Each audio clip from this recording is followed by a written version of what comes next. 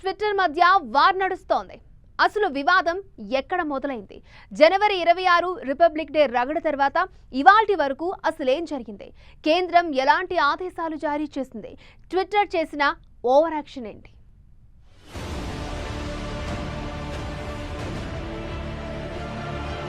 Twitter కేంద్రం మధ్య ముదురుతోన్న వివాదం రెచ్చగొట్టేలా ఉన్న ఖాతాల విషయంలో వార్. ట్విట్టర్పై చర్యలకు కేంద్రం సిద్ధమైందా?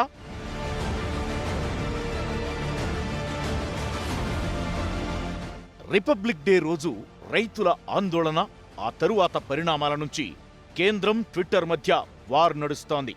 కేంద్రం ఆదేశాలకు, హెచ్చరికలకు బెదిరేది లేదన్నట్టు ఉంది ట్విట్టర్ వైఖరి.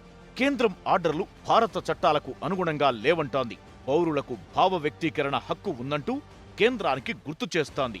ప్రభుత్వం హద్దులేంటో చెప్పేంత సీన్ ట్విట్టర్కు లేదని ఖరాఖండిగా చెబుతున్న కేంద్రం గీత దాటితే భారీ జరిమానాలు, జైలు శిక్షలు తప్పవని హెచ్చరిస్తోంది.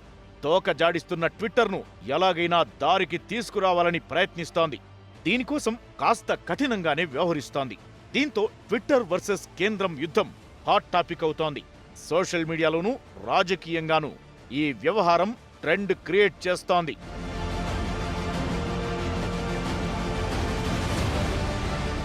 రిపబ్లిక్ డే రోజు రైతులు ఆందోళన తరువాత ట్విట్టర్ కేంద్రానికి మధ్య యుద్ధం మొదలైంది. జనవరి 30, 31 తేదీల్లో రైతుల నిరసనలకు సంబంధించి ట్విట్టర్ ట్రెండింగ్లో ఉంది. అయితే అన్నదాతల ఆందోళనపై తప్పుడు సమాచారం వ్యాప్తి చేస్తున్న 257 ఖాతాలను నిలిపివేయాలని ట్విట్టర్ను కేంద్రం ఫిబ్రవరి 1న ఆదేశించింది. అయితే ఆ అకౌంట్లను నిలిపినట్టే నిలిపి కొన్ని గంటలకే మళ్లీ పునరుద్ధరించింది ట్విట్టర్. దీనిపై సీరియస్ అయిన కేంద్రం ట్విట్టర్ను గట్టిగానే హెచ్చరించింది. ఆదేశాలు పాటించకపోతే చట్టపరమైన చర్యలు తీసుకోవాల్సి ఉంటుందని గట్టిగానే వార్నింగ్ ఇచ్చింది. అయినా సరే సంస్థ తన తీరును మార్చుకోలేదు.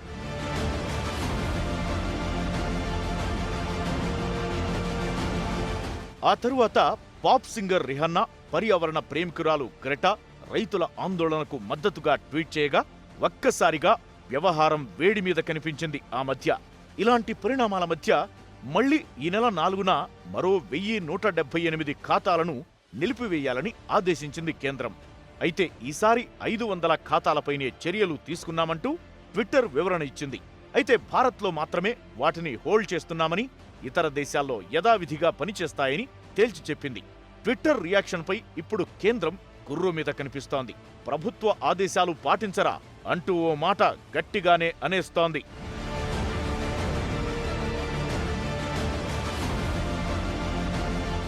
ఆదేశాలంటే లెక్కలేవా అని ట్విట్టర్ మీద గుర్రుగా కనిపిస్తోంది కేంద్రం.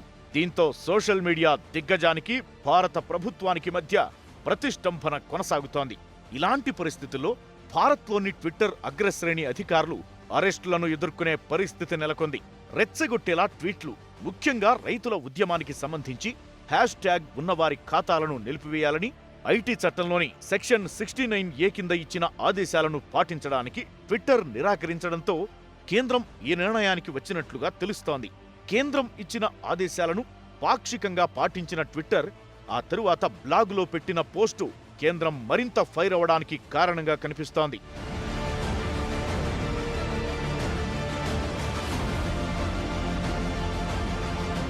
సామాజిక కార్యకర్తలు, రాజకీయ నేతలు, జర్నలిస్టుల హ్యాండిళ్లను నిలిపివేయబోమని ట్విట్టర్ స్పష్టం చేసింది. అలా చేయడం భారత చట్టాల ప్రకారం వారి భావ వ్యక్తీకరణ స్వేచ్ఛను అడ్డుకున్నట్టే అవుతుందని తెలిపింది. ఈ మేరకు కేంద్ర ప్రభుత్వానికి సమాచారం ఇవ్వడంతో పాటు తన బ్లాగులోనూ ఈ విషయాన్ని పోస్టు పెట్టింది.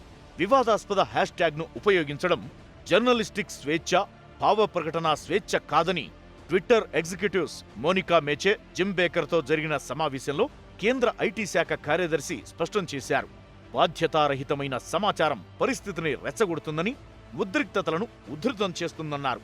అమెరికాలో క్యాపిటల్ హిల్, మన దగ్గర ఎర్రకోట హింసాత్మక ఘటనలను పరిష్కరించడంలో ట్విట్టర్ చర్యలపై అసంతృప్తి వ్యక్తం చేశారు.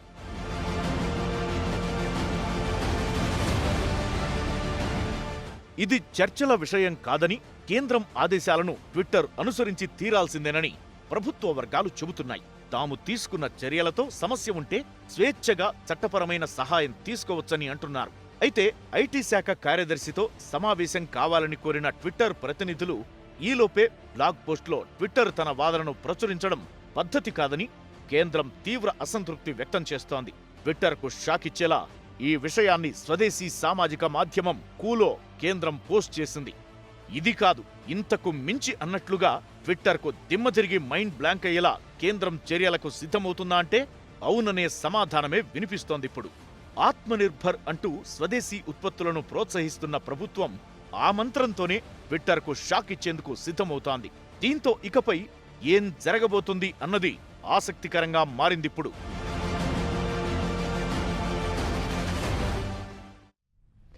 ఇంతకీ ఏంటి ఈ కూ యాప్? కేంద్ర మంత్రుల నుంచి సినీ స్టార్స్ వరకు కిరాక్ అంటున్నారు. అంత స్పెషాలిటీ ఏముంది ఈ యాప్లో? కూ యాప్తో తోక జాడిస్తున్న ట్విట్టర్ స్పీడ్కు బ్రేకులు పడనున్నాయా? సోషల్ మీడియా దిగ్గజానికి త్వరలో భారీ షాక్ తగలడం ఖాయంగా కనిపిస్తోందా?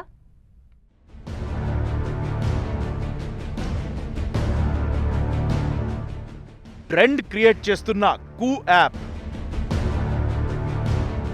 ట్విట్టర్ నుంచి దుకాణం మార్చేద్దామంటూ నెటిజన్ల పిలుపు.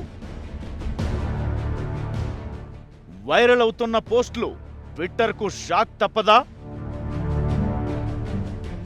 ట్విట్టర్ వద్దు, కూ ముద్దు, ఇదే నినాదం ఇప్పుడు సోషల్ మీడియాలో. ట్విట్టర్ వద్దు అని ట్విట్టర్లోనే ప్రచారం చేయడం ఇక్కడ హైలైట్.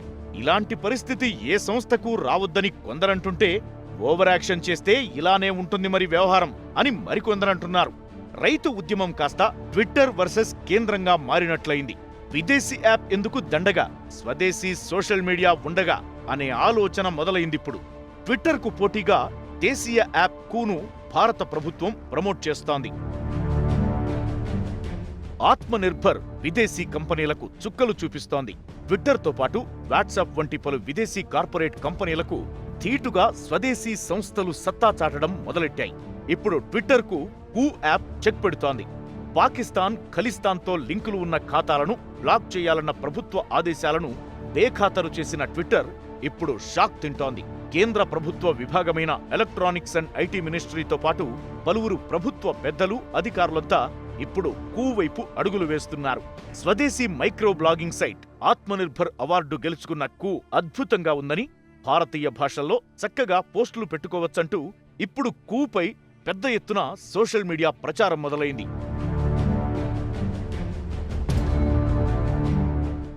మంత్రులు తాము కూ యాప్లో అకౌంట్ ఓపెన్ చేసుకున్నట్టు, ఇది చాలా బాగుందని పోస్టులు పెట్టడం, అవి వైరల్ అవ్వడం చూస్తుంటే ట్విట్టర్కు షాక్ తప్పేలా లేదు. రవిశంకర్ ప్రసాద్, పీయూష్ గోయల్ వంటి మంత్రులు ఈ మేరకు అప్పుడే చురుగ్గా పోస్టులు పెడుతున్నారు. నీతి ఆయోగ్, రైల్వే శాఖ, ఐటీ శాఖలు అధికారిక పోస్టులు కూడా కూలో పెడుతున్నాయి. మధ్యప్రదేశ్ సీఎం శివరాజ్ సింగ్ చౌహాన్, క్రికెటర్ అనిల్ కుంబ్లే, సద్గురు జగ్గి వాసుదేవ్ వంటి వారంతా ఇప్పుడు కూ యాప్లో చురుగ్గా ఉంటున్నారు. ఐటీ మంత్రి అమిత్ మాలవీయ, బీజేపీ అధికార ప్రతినిధి సంబిత్ పాత్ర వంటి వారు కూడా తాము కూలో ఎంటర్ అయినట్టు ట్వీట్లు పెడుతున్నారు. 48 గంటల వ్యవధిలో కూ యాప్కు 30 లక్షల మంది యూజర్లు వచ్చి చేరారంటే జోష్ రేంజ్ ఏంటో అర్థమవుతుంది.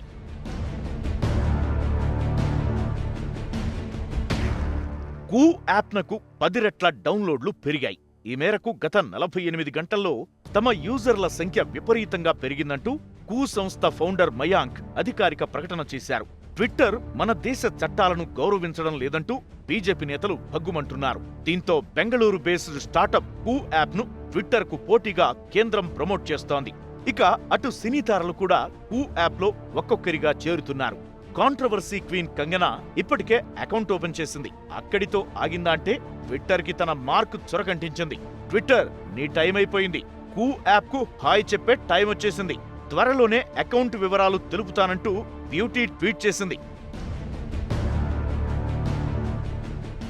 వాట్సాప్, ట్విట్టర్ వంటి విదేశీ నెట్వర్కులకు బదులుగా మన దేశంలోనే రూపొందిన ఇలాంటి కొత్త యాప్లను వాడటం మంచిదని చాలా మంది యూజర్లు భావిస్తున్నారు. కూ యాప్ను 2020 మార్చిలో అందుబాటులోకి తీసుకొచ్చారు. అప్రమేయ రాధాకృష్ణ, మయాంక్ బిదావత్కా అనే ఇద్దరు వ్యక్తులు దీని సృష్టికర్తలు. ట్విట్టర్లో ఉన్న అన్ని ఫీచర్లు దీంట్లో ఉన్నాయి. ఈ మైక్రో బ్లాగింగ్ ప్లాట్ఫామ్లో వివిధ అంశాలపై అభిప్రాయాలను పంచుకోవచ్చు. 2020 ఆగస్టులో భారత ప్రభుత్వం నిర్వహించిన ఆత్మనిర్భర్ యాప్ ఇన్నోవేషన్ ఛాలెంజ్ను కూ యాప్ గెలుచుకుంది. రోజుకు తక్కువలో తక్కువ 1,00,000కు పైగా డౌన్లోడ్లు అవుతున్నాయి. ఇదే జోష్ కంటిన్యూ అయితే ట్విట్టర్ దుకాణం సర్దేసుకోవాల్సిందేనన్న అభిప్రాయాలు వ్యక్తమవుతున్నాయి. Made in India, voice of India దేశీ యాప్గా ప్రజాదరణ పొందుతున్న కూ యాప్ ఇప్పుడు ట్రెండింగ్గా నిలుస్తోంది.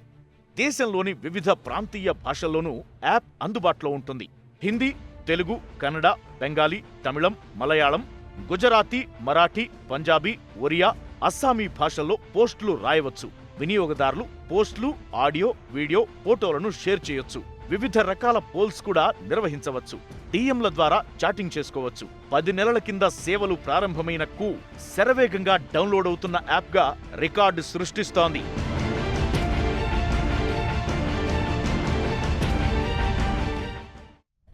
కూ యాప్ క్రేజ్ మామూలుగా లేదు. లక్షలు డౌన్లోడ్లు చకచకా జరిగిపోతున్నాయి. ఇంతకీ ఈ యాప్ సేఫేనా? కొత్తగా వినిపిస్తున్న ఆ అనుమానాలేంటి? ఓవర్ యాక్షన్ చేస్తే సీన్ ఎలా ఉంటుందని కేంద్రం వార్నింగ్ ఇస్తోంది. కూ యాప్ ఎంట్రీతో ట్విట్టర్కు షాక్ ఖాయమా?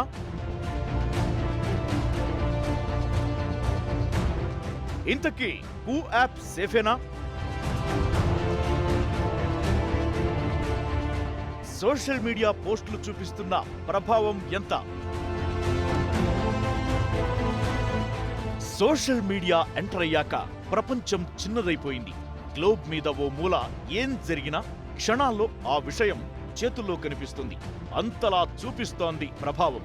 అందుకే సోషల్ మీడియాపై ఎప్పుడూ ఓ కన్నేసి ఉంచుతాయి ప్రభుత్వాలు. రెచ్చగొట్టే పోస్టులు ఎలాంటివి దృష్టికి వచ్చినా సంస్థల దృష్టికి తీసుకెళ్తుంటాయి. కేంద్రం కూడా చాలాసార్లు ఇలాంటి విషయాలకు సంబంధించి డేటా రిక్వెస్ట్ చేస్తూ ట్విట్టర్, ఫేస్బుక్ సంస్థలను కోరింది. 2019 జనవరి నుంచి జూన్తో కంపేర్ చేస్తే 2020లో అదే కాలానికి పలు అకౌంట్లకు సంబంధించి ఫేస్బుక్, ట్విట్టర్ సంస్థల నుంచి కేంద్రం భారీగా సమాచారం కోరింది. 2019లో 474 అకౌంట్లకు సంబంధించిన సమాచారం కోరితే 2020కి అది 4 రెట్లు పెరిగింది. 2600కు పైగా అకౌంట్లకు సంబంధించి ఒక్క ట్విట్టర్ నుంచే సమాచారం కోరింది కేంద్రం. ఘటన ఏదైనా, పరిణామం ఎలాంటిదైనా దాని మీద సోషల్ మీడియా ప్రభావం ఖచ్చితంగా కనిపిస్తుంటుంది. అందుకే ఎప్పటికప్పుడు కేంద్రం ఓ కన్నేసి ఉంచి ఆరా తీస్తుంది. ప్రజా ఉద్యమాలను సహిస్తాం, కానీ ప్రభుత్వ వ్యతిరేక ప్రజా ఉద్యమాలను భరించేది లేదంటోంది కేంద్రం. కొన్ని అకౌంట్లను బ్యాన్ చేయాలని ఆదేశించగా ట్విట్టర్ నిరాకరించింది. అక్కడ మొదలైన యుద్ధం మలుపుల మీద మలుపులు తీసుకుంటోంది. కూ యాప్ దగ్గరకు వచ్చి ఆగింది. కరోనా పరిణామాల తరువాత ఆత్మనిర్భర్ను ప్రోత్సహిస్తున్న కేంద్రం ట్విట్టర్ దూకుడుకు కళ్ళెం వేసేందుకు ఇప్పుడు స్వదేశీ యాప్ కూను ప్రమోట్ చేస్తోంది.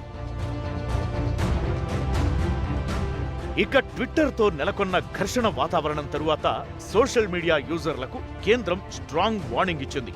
తప్పుడు వార్తలు వ్యాపింపజేసి హింసకు ప్రేరేపిస్తే కఠిన చర్యలు తీసుకుంటామని మంత్రి రవిశంకర్ ప్రసాద్ రాజ్యసభలో ప్రకటించారు.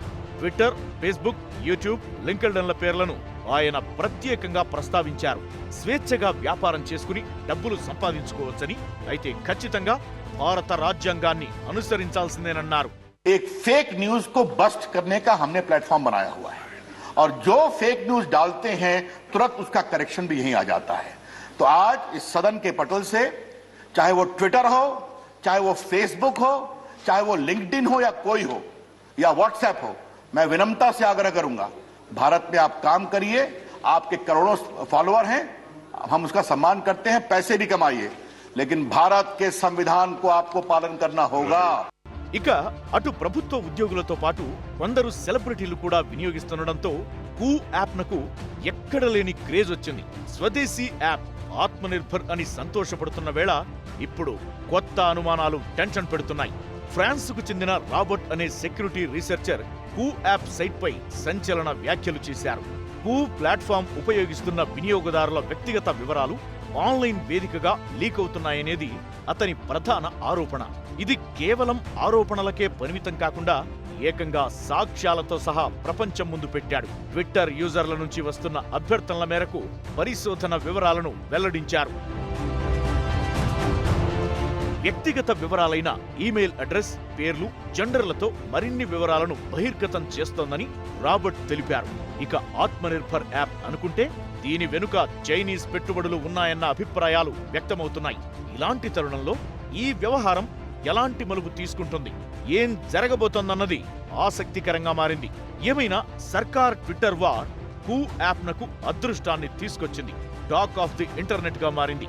ఏ ప్రచారం ఎలా ఉన్నా బ్యాన్ ట్విట్టర్ హ్యాష్ ట్యాగ్ ట్విట్టర్లోనే ట్రెండ్ అవుతోంది ఇప్పుడు.